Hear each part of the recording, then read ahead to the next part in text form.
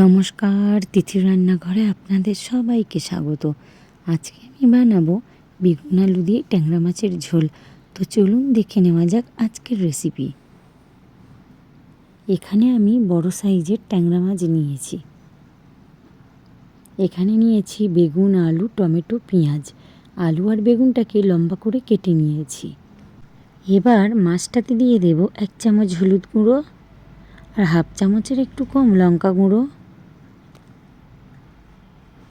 দিয়ে দেব 1 চামচ নুন আর একটু সর্ষের তেল দিয়ে ভালো করে ম্যারিনেট করে নেব।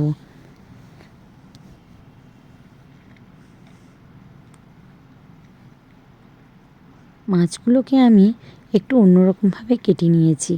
2 সাইডের কাঁটা ভেঙে দিয়ে মাঝখান থেকে টান দিয়ে ভিতরের অংশ বের করে নিয়েছি। ওই যেখানে ফুলকোটা থাকে ওখান দিয়ে টান দিয়ে ভিতরের জিনিসগুলো বের করে ফেলে দিয়েছি। এদিকে কড়াইতে তেল দিয়ে মাছগুলো ভেজে নেব।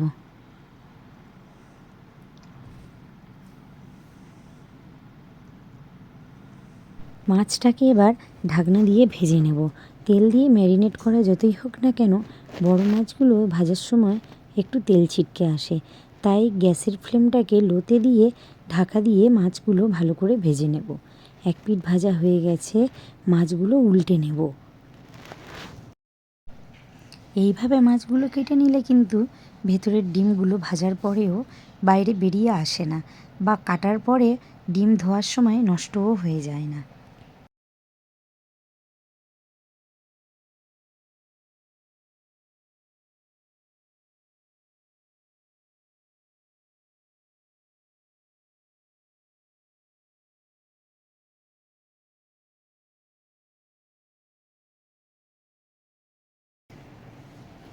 মাছগুলো ভাজা হয়ে গেছে, এবারে মাছগুলো তুলে নেব।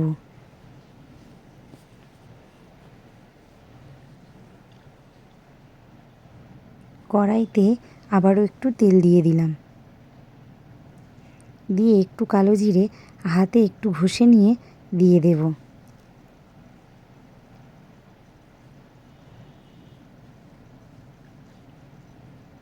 এবারে 4টে চেরা কাঁচা লঙ্কা দিয়ে দিলাম।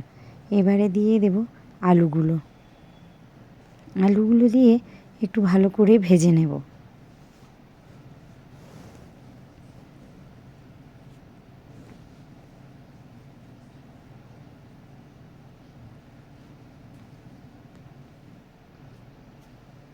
এবারে দিয়ে দেব কুচিয়ে রাখা পেঁয়াজ। এখানে আমি মিডিয়াম সাইজের একটা পেঁয়াজ নিয়েছি।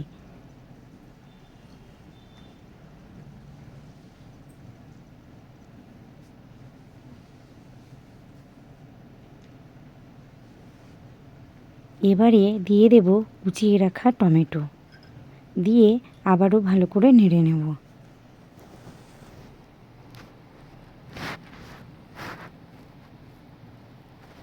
এবারে দিয়ে দেব নুন।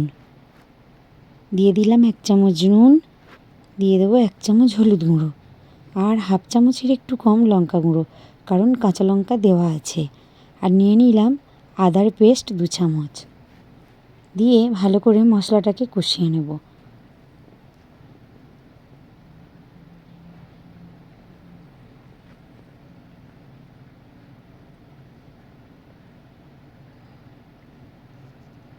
মশলাটা ভালো করে কষানো হয়ে গেছে, এবার দিয়ে দেব জল,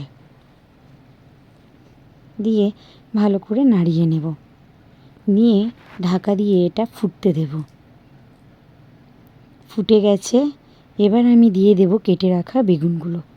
বেগুনটা এইভাবে দিলে দেখবেন সবুজ রঙটা ঠিক থাকে, খুব একটা কালো হয়ে যায় না, আর গোটা গোটা থাকে, খুব একটা ঘেঁটেও কিন্তু যায় না। এবার ঢাকা দিয়ে এটাকে ফুটতে দেব। এবার দিয়ে দেব ভেজে রাখা মাছগুলো।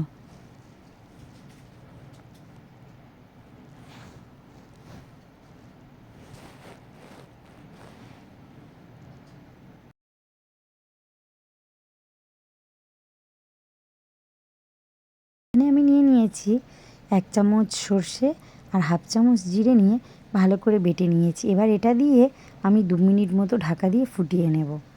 এখানে আমার হয়ে গেছে বেগুন আলু দিয়ে ট্যাংরা মাছের ঝোল। এবার আমি এটাকে নামিয়ে নেব।